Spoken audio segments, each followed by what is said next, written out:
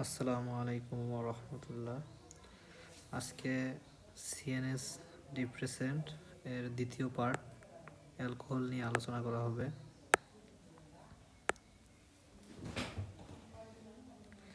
তো আমরা প্রথমে অ্যালকোহলের ডেফিনেশনটা একটু শিখি যে অ্যালকোহল কী। অ্যালকোহল মানে হচ্ছে হাইড্রোক্সিল ডিরাইভেটিভস। তাহলে এই কথাটুকু মাথায় রাখতে হবে যে অ্যালকোহল মানে কি। অ্যালকোহল মানে হচ্ছে হাইড্রোক্সিল ডিরাইভেটিভস। এখন এই অ্যালকোহল ডিরাইভেটিভসটা কার? এটা হচ্ছে এলিফ্যাটিক হাইড্রোকার্বনস। তাহলে অ্যালকোহলের সংজ্ঞাটা আমরা যদি পুরোপুরি পড়ি, alcohols are actually hydroxyl derivatives of aliphatic hydrocarbon. তারপর ডিফারেন্ট অ্যালকোহলিক বেভারেজ আছে। এটা যদি আমরা একটু মনে রাখতে চাই, যে সাপোজ আমরা একটু গল্পের মাধ্যমে মনে রাখি যে ভোটকা ভোটকা হচ্ছে কি রাম আর লিকুইড, হুইস্কি ব্র্যান্ডের পরে সারি, আর ওয়াইন বিয়ার খায়। আবার বলতেছি যে ভোটকা হচ্ছে রাম আর লিকুইড, হুইস্কি ব্র্যান্ডি পরে সারি, পটটা মাথায় রাখবো যে পরে সারি, ওয়াইন বিয়ার খায়।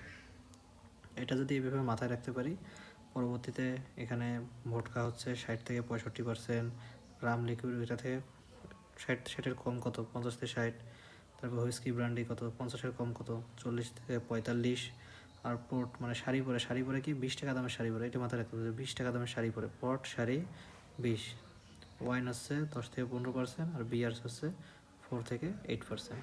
এটা একটু ট্রিক্স দিয়ে মাথায় রাখলে ইনশাল্লাহ মনে হারাবে না। এটা রিটেনের জন্য রিটেন প্লাস এমসিকিউতে আসে সাধারণত, তো আমরা এটা একটু ভালোভাবে মাথায় রাখবো। হ্যাজার্ডস অফ অ্যালকোহলিজম, এটা কীভাবে আমরা মনে রাখবো? সাপোজ আমরা মনে করি দুইজন বন্ধু, একজন আসতেছে হচ্ছে মাইক্রোতে করে, আর একজন মাইক্রোতে আসে, আর একজন গেছে হোটেলে। এখন যে মাইক্রোতে আসছে এ কী করছে? অ্যাক্সিডেন্ট করছে কি অ্যাক্সিডেন্ট এমন জায়গা থেকে করছে যে সে ব্রিজ থেকে পড়ে গেছে, ফল ফ্রম হাইট। এখন সে ব্রিজ থেকে যখন পানিতে পড়ে গেছে, ড্রাউনিং হওয়ার আগে ইলেকট্রোকিউশন হয়েছে, তারপরে হচ্ছে যে গাড়িটা বাস্ট হয়ে গেছে, বার্নিং হয়েছে। তাহলে আবার আমরা বলতেছি যে প্রথমে একটি গাড়ি সেটা অ্যাক্সিডেন্ট হলো, তাহলে ফল ফ্রম হাইট, এবং ড্রাউনিং হতে হতে ইলেকট্রোকিউশন হয়েছে, মানে বিদ্যুৎ স্পর্শ হয়েছে, এবং 3 নম্বরে স্পর্শ হওয়ার পর সে ডুবে যাওয়ার সাথে সাথে গাড়িটা বাস্ট হয়ে গেল, মানে বার্নিং, মানে আগুন ধরে গেল। আর পরের 3টা মাথায় রাখতে হবে যে বন্ধু হোটেলে গেছে সে অনেকগুলো মদ খাইছে বা alcohol, Saturday night power paralysis, choking, death. অ্যালকোহলের ফ্যাটাল ডোজ কত? অ্যালকোহলের ফ্যাটাল ডোজ হচ্ছে 150-250 millilitre of absolute alcohol consumed 1 hour. মানে 1 আওয়ারের মধ্যে যদি কেউ 150-250 মিলিলিটার অ্যালকোহল কনজিউম করে, তাহলে তার জন্য এটা ফ্যাটাল ডোজ হয়ে যাবে। আর ফ্যাটাল পিরিয়ড হচ্ছে 12-24 আওয়ার।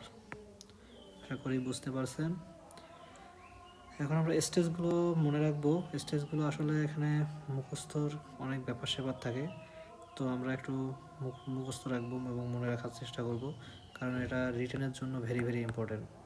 রিটেনের জন্য stage of alcoholic intoxication with blood level of alcohol, মানে কোন ব্লাড লেভেলে কোন স্টেজ থাকে।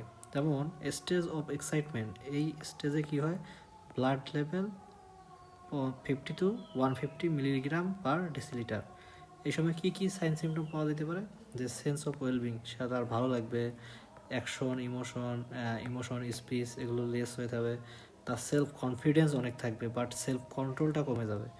নর্মাল গুড ম্যানার, তার যে আচরণগুলো ছিল সেগুলো ফরগটেন হয়ে যাবে, তার মনে রাখতে পারবে না, তার আগে যে আচরণ করছিল তার আচরণের মধ্যে অনেক পার্থক্য দেখা যাবে।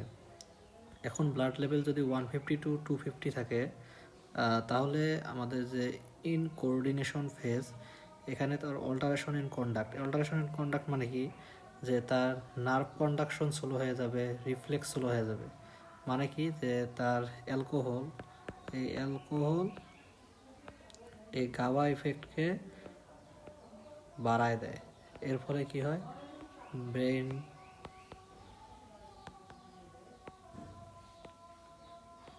ক্যালমর স্লো। তাহলে অ্যালকোহল গাবা এফেক্টকে বাড়ায় দিচ্ছে, ব্রেন অ্যালকোহল এবং ব্রেন হচ্ছে ক্যালম অ্যান্ড স্লো হইতেছে। তো এই কারণে বলতে হচ্ছে অল্টারেশন ইন কন্ডাক্ট, তার যে নার্ভের কন্ডাকশনটা ছিল সে কন্ডাকশনটা কমে যাবে। সে কেয়ার ফ্রি থাকবে, যে কোনো কাজ করতে পারবে, তার কোনো কেয়ারলেস, অনেক কেয়ারলেস থাকবে, চেয়ারফুল থাকবে এবং স্লিপি থাকবে।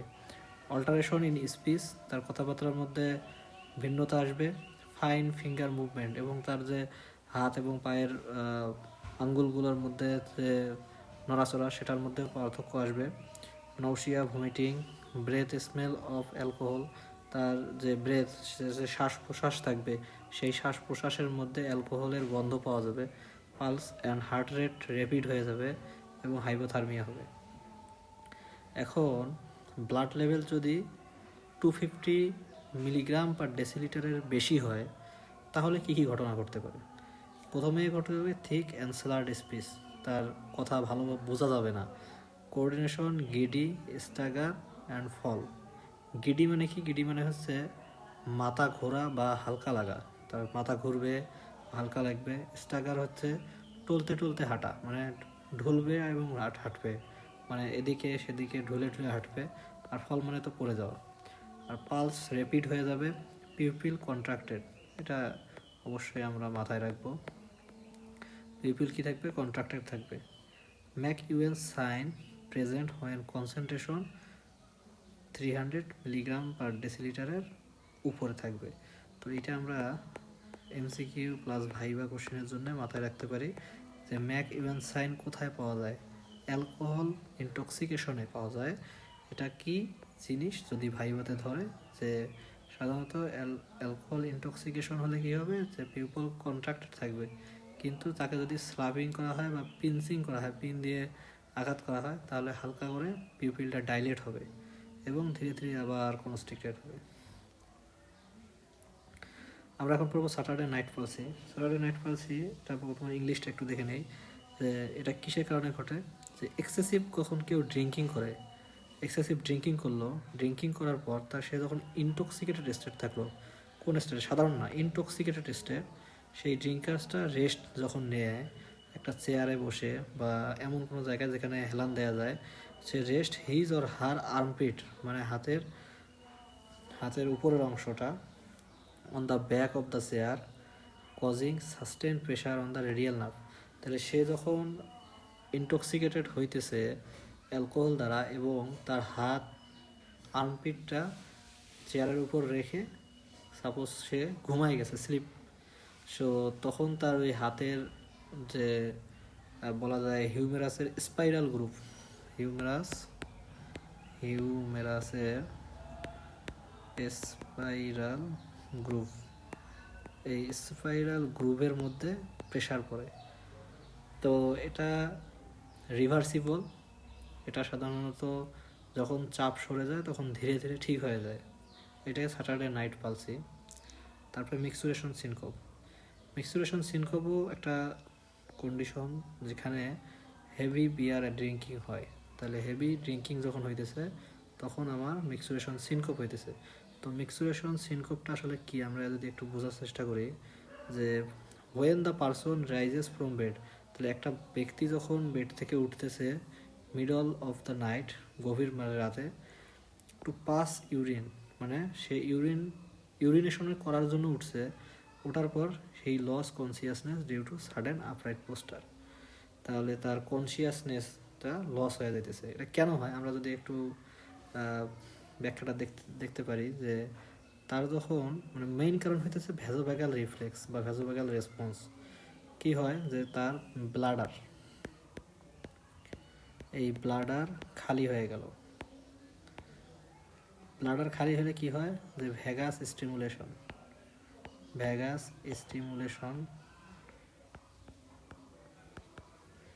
স্টিমুলেশনের কারণে কি হয়, হার্ট রেট কমে যায়। হার্ট রেট কমে গেলে কি হয়, বিপি কমে যায়, বিপি কমে গেলে আমার কি হয়, যে ব্রেইনের মধ্যে ব্লাড ফ্লো কমে যায়। ব্রেইনের মধ্যে ব্লাড ফ্লো কমে গেলে আমার অজ্ঞান হয়ে যায়। এছাড়াও অ্যালকোহল অ্যালকোহল অ্যালকোহল হচ্ছে ভ্যাসোডাইলেটর। তাহলে অ্যালকোহল ভ্যাসোডাইলেশন করে একদিক দিয়ে, আর আরেক দিক দিয়ে ইউরিনেশন যখন হচ্ছে তখন আমার ব্লাডার খালি হওয়ার কারণে ভ্যাগাল স্টিমুলেশন হচ্ছে। ভ্যাগাল স্টিমুলেশন হার্ট রেট এবং বিপি কমায় দিচ্ছে, যার কারণে আমার ব্রেনে ব্লাড ফ্লো কম হওয়ার কারণে মিক্সুরেশন সিনকোপ দেখা দিচ্ছে। আমরা এখন আরেকটা জিনিস দেখি, যে ডিলিরিয়াম ট্রিমেন্স। ডিলিরিয়াম ট্রিমেন্স এখানে এটা একটা সাইকোলজিক্যাল একটা কন্ডিশন, যেখানে ক্রনিক অ্যালকোহলিক্সের ক্ষেত্রে হয়। যে ক্রনিক অ্যালকোহলিক্স যখন অ্যালকোহলটা হঠাৎ করে উইথড্র করে নেয়, তখন এই ডিলিরিয়াম ট্রিমেন্সটা হয়। এছাড়াও সাডেন এক্সেস অফ অ্যালকোহল এবং ইনজুরি এবং ইনফেকশনের কারণে হতে পারে। তবে মেইনলি যে কারণটা হইতেছে যে withdrawal of the alcohol withdrawal কারণে হয়। এখানে কী কী সাইন সিমটম হয়? Tremor, convulsion, insomnia, nightmare, loss of memory, mental confusion, disorientation. তো সাইন সিমটমগুলো আমাদের মাথায় রাখতে হবে, কারণ এটা রিটেনে আসে, এটা কোশ্চেন রিটেনে আসে। এখন এটার মানে ডিলেরিয়াম ট্রিমেন্সের মেইন আমি কেন ডিলেরিয়াম ট্রিমেন্সটা করতেছি, মেইন কারণ হইতেছে মেডিকেল লিগাল অ্যাসপেক্টে এর মানে দরকার কি। এটা হচ্ছে, সে যদি কোনো ইললিগেল অ্যাক্ট করে, যে কোনো ইললিগেল কাজ করে, সে রেসপন্সিবল হবে না। কারণ স্যার প্রশ্ন করতে পারে যে এইরকম একটা ব্যক্তি যে হঠাৎ করে অ্যালকোহল খাওয়া ছেড়ে দিছে, দেওয়ার পর সে একটা ক্রাইম ঘটায় ফেলছে, তাহলে সে কি লিগেলি দায়ী হবে কি দায়ী হবে না? তাহলে আমরা বলবো কি, যে সে নট রেসপন্সিবল, কারণ তাকে আমরা মেন্টালি আনসাউন্ড বলবো। মেন্টালি আনসাউন্ড বলার কারণে সে নট রেসপন্সিবল। এখন আমরা পড়বো কোর্সাকফ সাইকোসিস। কোর্সাকফ সাইকোসিস এটা একটা ক্রনিক অ্যালকোহলিজমের কারণেই ঘটে। মেইন কারণ হচ্ছে থায়ামিন ডিফিসিয়েন্সি। এটা সাইকোলজিক্যাল অ্যান্ড নিউরোলজিক্যাল ডিয়ারেন্সড কন্ডিশন। এটার মূল কারণ কি? থায়ামিন ডিফিসিয়েন্সি হলে কোর্সাকফ সাইকোসিস হয়। এর মধ্যে কি হয়, যে peripheral neuritis, polyneuritis, muscular degeneration, unsteady gait, disorientation এবং হ্যালুসিনেশন। তো কোর্সাকফ সাইকোসিসের সাথে আমরা আরেকটা জিনিস যেটা আমরা গুলায় ফেলি, এটা হচ্ছে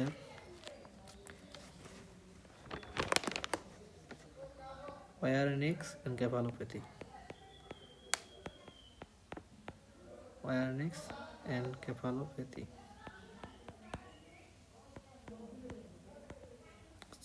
লিখতেছি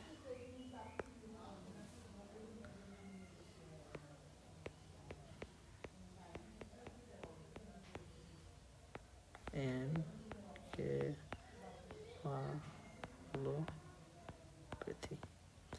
তো ওয়ারনিক্স এনকেফালোপ্যাথি এটাতেও থায়ামিন ডিফিসিয়েন্সি হয়, কোর্সাকফ সাইকোসিসেও থায়ামিন ডিফিসিয়েন্সি হয়। তবে কোনটা আগে ঘটে? প্রথমে ঘটে হচ্ছে ওয়ারনিক্স এনকেফালোপ্যাথি। এখানে তিনটা জিনিস দেখা যাবে। একটা হচ্ছে অপথ্যালমোপ্লেগিয়া,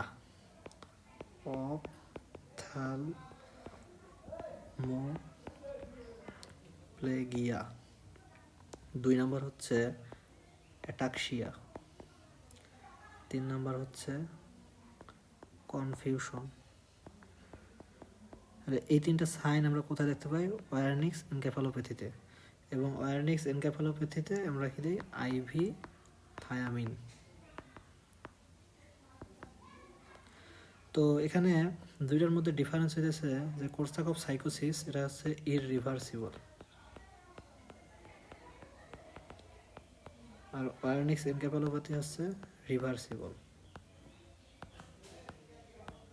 তবে দুইটাই ভিটামিন 1, মানে ভিটামিন বি ওয়ান হচ্ছে কি থায়ামিন ডিফিসিয়েন্সির কারণে হয়। এটা হচ্ছে ক্রনিক আর এটা হচ্ছে অ্যাকিউট। ওয়ারনিক্স হচ্ছে অ্যাকিউট একটা কন্ডিশন, আর কোর্সাকফ সাইকোসিস হচ্ছে ক্রনিক অ্যালকোহলিক্সের কারণে ক্রনিক। তো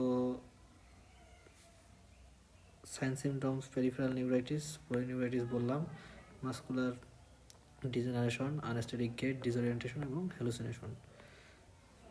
আরেকটা টপিক আছে ড্রাঙ্কেননেস। ড্রাঙ্কেননেসকে সহজ ভাষায় যদি বলা হয় যে অ্যালকোহল খাওয়ার পরে শরীরে ও মস্তিষ্কে যে নেশাগ্রস্ত অবস্থা তৈরি হয় তাকে বলা হয় ড্রাঙ্কেননেস। তাহলে আমরা কি বললাম যে অ্যালকোহল খাওয়ার পর শরীরে ও মস্তিষ্কে যে নেশাগ্রস্ত অবস্থা, নেশাগ্রস্ত যে অবস্থাটা তৈরি হয় এই নেশাগ্রস্ত অবস্থাটাই ড্রাঙ্কেননেস। বলি যে it is a condition produced in a person who has taken alcohol in quantity sufficient, সে এমন পরিমাণ অ্যালকোহল খেয়েছে to cause him to lose control of faculties, তা সে তার যে কাজ করার ক্ষমতা বা দক্ষতা সে হারায় ফেলছে, to such extent এমন পরিমাণে that he is unable to execute safely, সে তার কাজটা সঠিকভাবে করতে পারতেছে না। the occupation in which he has engaged at the particular time, এবং ওই অকুপেশনে সে সঠিকভাবে কাজ করতে পারত বাট এখন পারতেছে না, কারণ কি? অ্যালকোহলিজমের কারণে। এখানে কি ঘটনা আসলে ঘটে?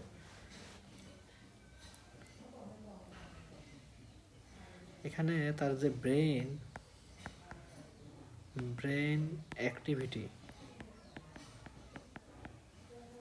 অ্যাক্টিভিটি ধীর হয়ে যায়। কারণ কি? কারণ হচ্ছে যে গাবা ইফেক্ট বাড়ে এবং গ্লুটামিন বা গ্লুটামেটের ইফেক্ট কমে। তাহলে দুইটাই কি বাড়ে করতেছে আমাদের? দুইটাই ব্রেন অ্যাক্টিভিটি ধীরে ধীরে কমায় দিচ্ছে। এর ফলে কি হয় যে decision making,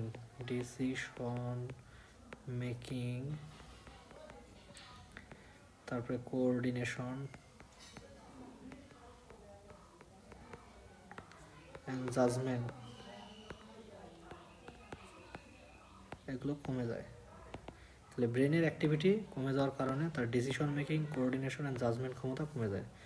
complication of methyl alcohol poisoning, কমপ্লিকেশনের মধ্যে যেগুলো ইম্পর্টেন্ট কমপ্লিকেশন, যে মিথাইল অ্যালকোহল পয়জনিংয়ের কমপ্লিকেশন, এটা রিটেনে মানে লেস ইম্পর্টেন্ট, যে acidic urination, even anuria, blindness, respiratory failure, neurological disturbances, amnesia, convulsion, death.